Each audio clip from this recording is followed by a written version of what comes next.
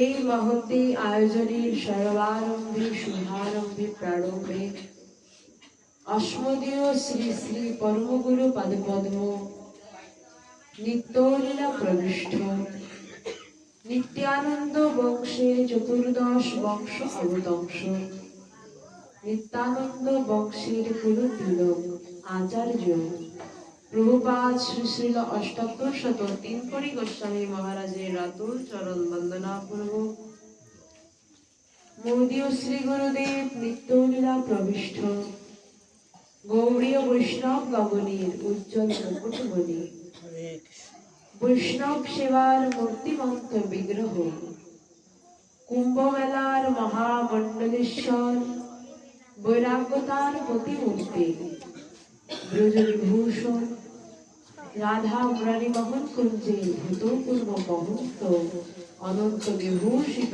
শ্রী শ্রীল অষ্টাত্তর শত মুরারি মোহন দাস বাবাজি মহারাজের রাতুল চরণ বন্দনা পূর্বক তার অহৈতুকী কৃপা যাচনা করছি এবং আজকের এই মহতী অনুষ্ঠানে উপস্থিত সকল গৌর ভক্তবৃন্দ এবং গৌর অনুরাগী ভক্তিমতী মায়েদের শ্রী রাতুল রাঙা চরণে বিভাজন বিভাজনের অনন্ত কোটি প্রণাম।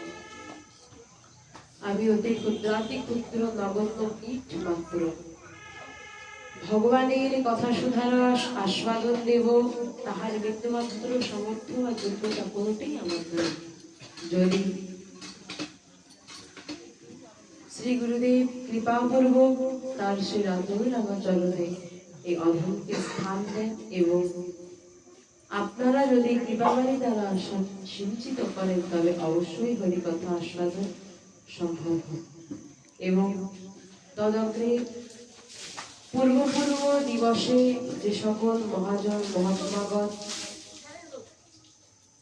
এখানে হরিকথা আস্বাদন দিয়েছেন তাদের রাতুল চরণ বন্দনা করছি।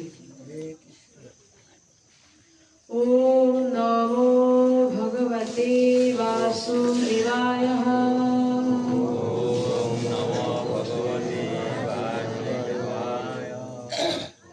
নমো দামোদরো ভক্তো বৎসলো বিদিতো জনে তৎসহম তাদৃশ মাস স্বল্পমাপূরকা।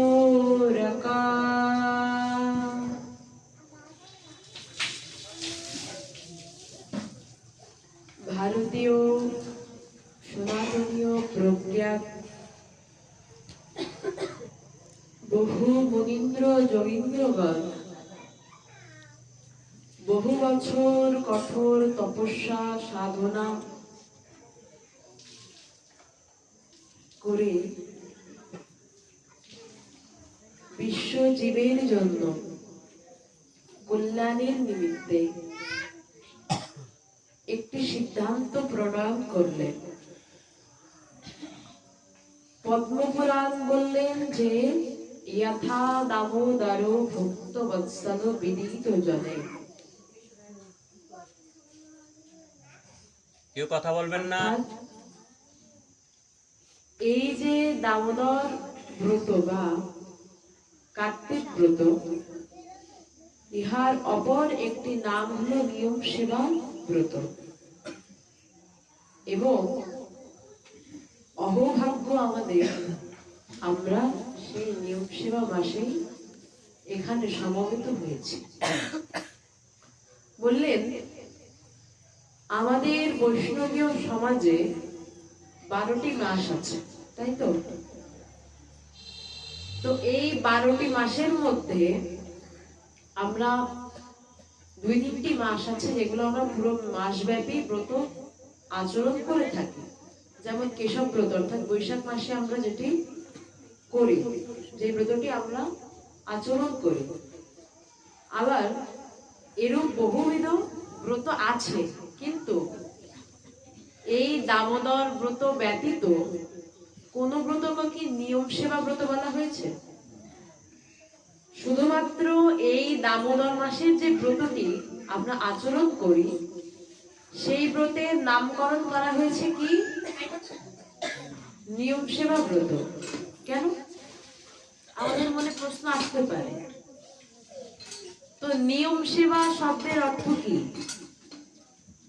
নিয়ম সেবা শব্দের অর্থ হলো নিয়ম।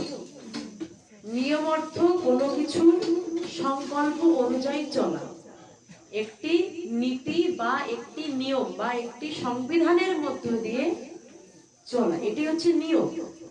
আর সেবা বললেন কি না, সেবা অর্থ হলো আচরণ করা বা প্রীতি সাধনের নিমিত্তে কর্ম করা। সহজ ভাষায় কথা বলো না। বললেন সেবা অর্থ প্রীতি সাধনের নিমিত্তে তদনুরূপ কর্ম করা, তাহাই হলো সেবা। অর্থাৎ কোনো কিছু বা কোনো ব্যক্তি, যদি কোনো ব্যক্তিকে কল্পনা বা ধারণা করা হয়, তো ওই ব্যক্তির সন্তুষ্টি বিধানের জন্য যেরূপ কর্ম করা হয় তাহাকেই বলা হচ্ছে সেবা। তো আমরা সাধারণত জানি যে সেবা সাধারণত কোনো ব্যক্তিকেই করা যায়, তাই তো? একজন ব্যক্তি, তাকে আমরা সেবা করতে পারি, কিন্তু নিয়মকে আবার কিভাবে সেবা করে প্রশ্ন আসতে পারে কিনা। সাধারণত আমরা কোনো ব্যক্তির সেবা করি, তো নিয়ম সেবা মানে কি? নিয়মের সেবা করা। তো নিয়মে কিভাবে সেবা করবো, নিয়মকে কিভাবে সেবা করবো? বললেন এই যে নিয়ম সেবা অর্থাৎ একটি নির্দিষ্ট সংবিধানের মধ্য দিয়ে, একটি নির্দিষ্ট সংকল্পের মধ্য দিয়ে, এই যে নিয়ম, এই নিয়মের মধ্যে ভগবানকে আবার সংশ্লিষ্ট করেছেন। নিয়ম শব্দটির যদি সুবিস্তর ব্যাখ্যা করা হয়, বললেন এর মধ্যে সেই ভগবান সহ পুরো বৈষ্ণব সমাজকে ওইখানে স্থান দেওয়া হয়েছে। তো বললেন এই নিয়ম সেবা অর্থ হলো একটি নির্দিষ্ট সংকল্প মাফিক, একটি সংবিধানের মধ্য দিয়ে ভগবান সহ সমগ্র বৈষ্ণববাসীর, সমগ্র বৈষ্ণবের সেবা করার অর্থই হলো এই নিয়ম সেবা ব্রত। এজন্য বললেন নিয়ম সেবা অর্থাৎ শ্রদ্ধার সহিত যে কর্ম করা হবে তাহাই সেবা। অর্থাৎ সেই শ্রদ্ধাটুকুই সম্পূর্ণরূপে করতে হবে। তো শ্রদ্ধা কিরূপ না, চৈতন্য চরিতামৃতে বললেন যে শ্রদ্ধা শব্দে বিশ্বাস কহে সুদৃঢ় নিশ্চয় কৃষ্ণ ভক্তি সম্পাদিনে সর্বকর্ম সম্পাদিত হয়। কি বললেন? শ্রদ্ধা শব্দে বিশ্বাস কহে সুদৃঢ় নিশ্চয়, অর্থাৎ শ্রদ্ধা শব্দে বিশ্বাস কহে সুদৃঢ় নিশ্চয়, পরের লাইনে কি? কৃষ্ণ ভক্তি সম্পাদিলে সর্বকর্ম সম্পাদিত হয়। অর্থাৎ শ্রদ্ধা তাহাকেই বলে, কাকে না, যখন আমরা ভগবানের চরণে, আমরা কালকে আস্বাদন করেছি শরণাগত ভক্তি, এবং তার পরবর্তী ক্রমেই আজকের এই আলোচনা। তো বললেন শ্রদ্ধা শব্দটি তাকেই আমরা স্বীকৃতি দিতে পারি, কাকে না, ভগবানের চরণে একমাত্র সুদৃঢ় বিশ্বাস যখন হবে, এবং সেই বিশ্বাসের দ্বারা যখন ভগবানের চরণে সেই একদম অহৈতুকী ভক্তি ভগবানকে সমর্পণ করতে পারবো, তাকেই বলা হচ্ছে একমাত্র শ্রদ্ধা। অর্থাৎ এই শ্রদ্ধা যখন আমরা নিয়মের প্রতি পালন করতে পারবো, আচরণ করতে পারবো, তখনই হবে আমাদের জন্য নিয়ম সেবা, নিয়ম সেবা ব্রত। এবং আমাদের সেই ভারতীয় প্রজ্ঞান মুনীন্দ্র যোগীন্দ্রগণ বিশ্ববাসী বিশ্বজীবের কল্যাণের নিমিত্তে এই নিয়ম সেবা ব্রতকে স্থাপন করে গেলেন। এবং এই যে নিয়ম সেবা ব্রতের স্থানটি স্থাপিত করতে গিয়ে অন্যান্য সকল মাসের সঙ্গে একত্রে স্থান দেননি, বরং অন্যান্য যে মাস অর্থাৎ যে 11টি মাস আছে সকল মাসের তুলনায় উচ্চ আসনে এই দামোদর মাসকে দ্বারা অনুষ্ঠিত করেছে। সবচেয়ে উপরে স্থান দিয়েছে এই দামোদর মাসকে, দামোদর ব্রতকে। এবং তারা এটাও বললেন যে এই দামোদর মাসকে অন্যান্য মাসের মতন করে অবহেলায় ব্যয় করা উচিত নয়। অর্থাৎ অন্যান্য বছরের বাকি 11-11টি মাসে আমরা যে কর্ম বা যে প্রকার অধর্ম করে থাকি না কেন, এনাফ, কিন্তু এই দামোদর মাস যেন অন্যান্য মাসের মতন করে যেন আমরা অবহেলায় যেন ব্যয় না করি। কারণ বললেন কে না জানে বিদিত জনে যথা দামোদর ভক্ত বৎসল বিদিত জনে। অর্থাৎ যে ব্যক্তি জ্ঞানী, যে ব্যক্তির বুদ্ধি আছে, প্রকৃত সুবুদ্ধি সম্পন্ন, সেই ব্যক্তি এই দামোদর মাসের মহামহিমা সম্বন্ধে তিনি সুচারুরূপে জ্ঞাত। এবং আমরা জ্ঞানী বলে তাকে কিন্তু সম্মান করি যিনি তার জ্ঞান সেই জ্ঞানটি আচরণ করে, তাই কি না? যে ব্যক্তির জ্ঞান আছে কিন্তু আচরণ করেন না, তাকে কি কখনো আমরা জ্ঞানের স্তরে স্থান দিই? তার জ্ঞান থাকা সত্ত্বেও সে মূর্খ, কারণ সে আচরণ করতে পারে না। তো মহাজনগণ বললেন যে যথা দামোদর ভক্ত বৎসল বিদিত জনে, অর্থাৎ কে না জানে এই দামোদর মাসের মহামহিমা।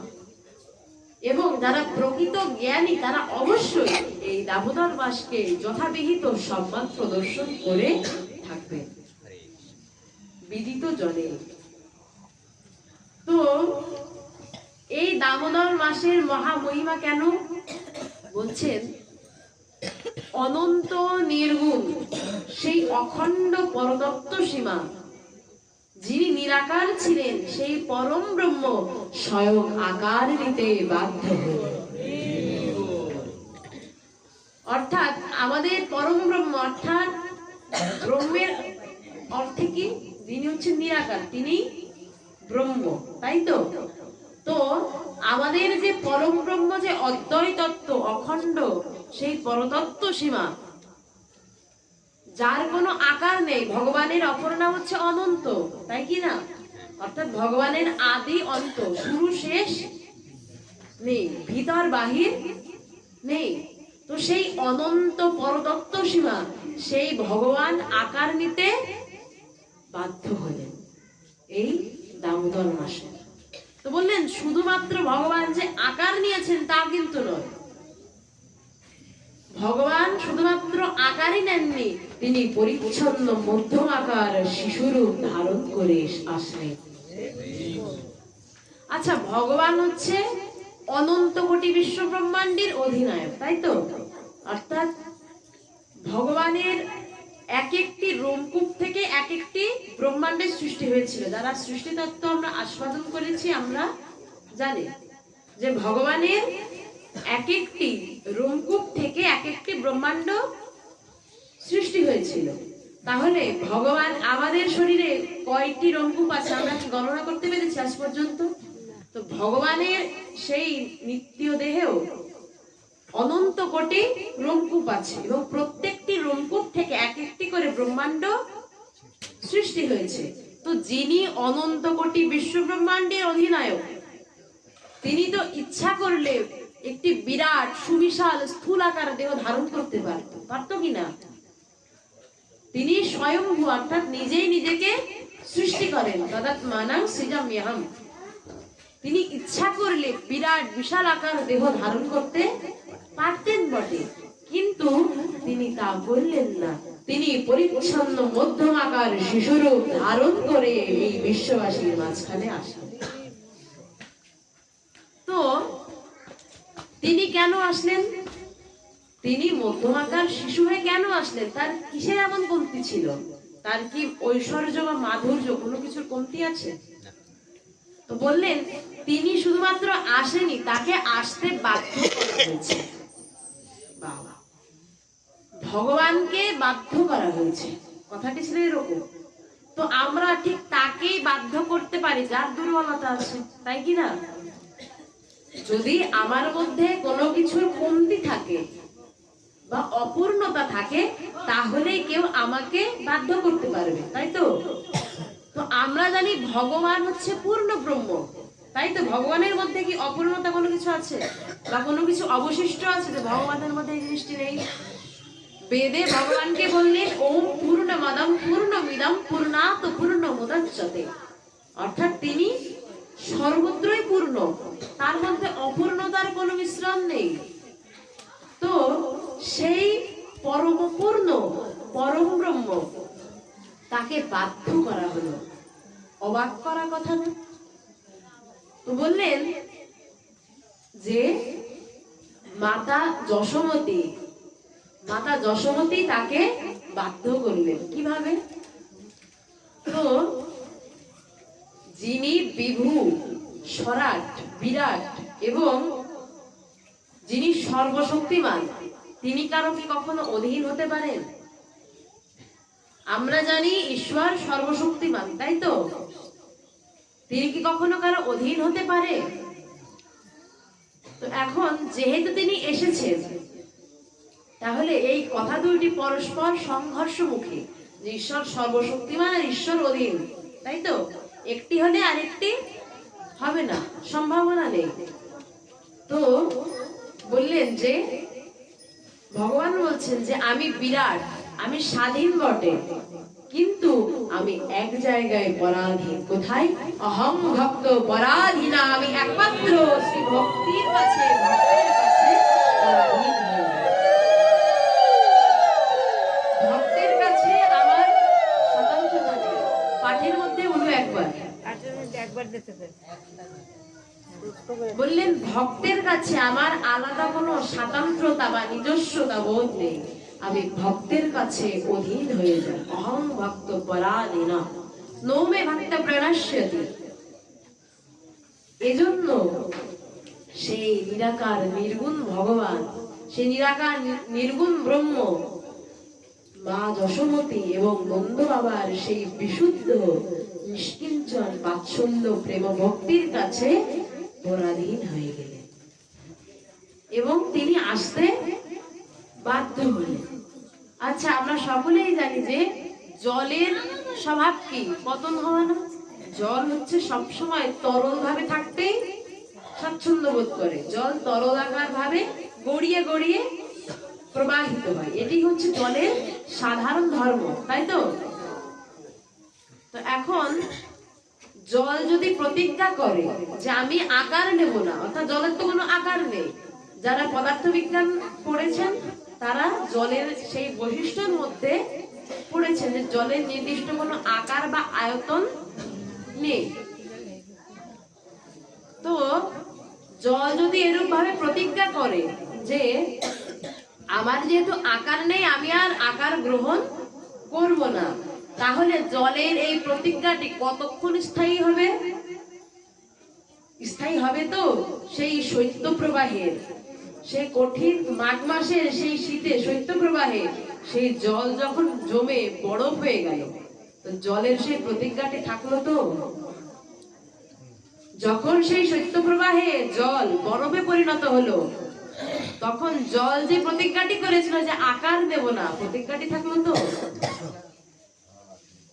নিরাকার হওয়া সত্ত্বেও তাকে আকার নিতে বাধ্য করা হলো। ঠিক তদ্রূপ সেই ব্রজেন্দ্র নন্দন, সেই অখণ্ড পরতত্ত্ব সীমা, সেই রসিকেন্দ্র মৌলি রসিক শেখর ভগবান নিত্য গোলকে ছিলেন নবকিশোর নটবর, এবং তার নিত্য লীলায় কিন্তু আবির্ভাব লীলাটি নেই। অর্থাৎ আমরা যে ভগবানের যে আবির্ভাব লীলার ব্রতটি পালন করি, অর্থাৎ জন্মাষ্টমী ব্রত আমরা পালন করি তো জোরে, তো আমরা সকলে জন্মাষ্টমী ব্রতটি পালন করি, কারণ এই দিন এই তিথিতে ভগবান আবির্ভূত হয়েছিলেন। কিন্তু ভগবানের যে নিত্যলীলা ছিল, সেই নিত্যলীলায় কিন্তু ভগবানের কোনো আবির্ভাব বা কোনো জন্মলীলা কিন্তু ছিল না। কেন? কারণ বেদেই বলেছে যে ঈশ্বর জন্ম মৃত্যু রহিত, তার জন্মও নেই মৃত্যুও নেই।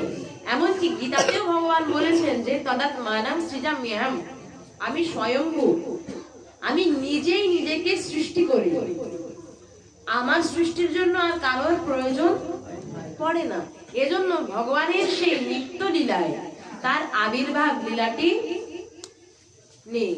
কিন্তু তিনি কেন এই বিশ্ব বসুন্ধরার মধ্যে কেন তিনি আবির্ভূত হলেন, কেন তিনি আকার নিলেন, প্রশ্ন আসে কিনা মনের মধ্যে? বললেন, সেই অখণ্ড পরতত্ত্ব সীমা যিনি বিভু সত্তা, সরাট এবং বিরাট, তিনি যশোমতী এবং নন্দ বাবার সেই বাৎসল্য প্রেম ভক্তি, শুদ্ধ প্রেম ভক্তির জন্য শুধুমাত্র একটি মধ্যম আকার পরিচ্ছন্ন শিশুরূপ ধারণ করতে তিনি বাধ্য হলেন। শুধুমাত্র সেই ভক্তির জন্য তিনি আসতে বাধ্য হলেন। এমনকি ভগবান আবির্ভূত হওয়ার পেছনে যে প্রধান 4টি কারণ ছিল, তার মধ্যে একটি কারণ ছিল সত্যব্রত মুনির অঙ্গীকার। কার?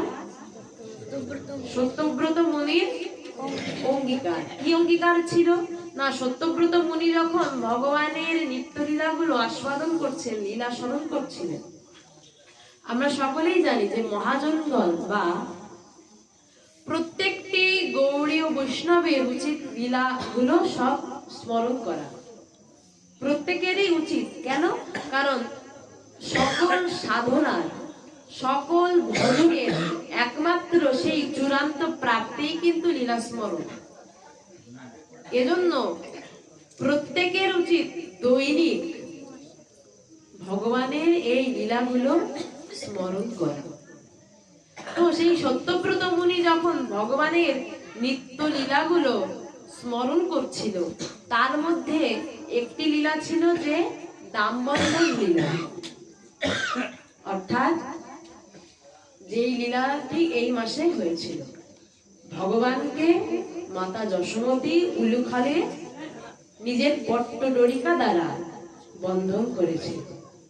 তো সেই দামবন্ধন লীলাটি সত্যব্রত মুনির হৃদয়কে, চিত্তকে বড় আকর্ষণ করেছিল এবং তিনি তখনই ভগবানের কাছে অঙ্গীকারবদ্ধ করলেন ভগবানকে, হে প্রভু, তোমার এই দামবন্ধন লীলা বিশ্ববাসীকে অবশ্যই দর্শন করাতে হবেই হবে।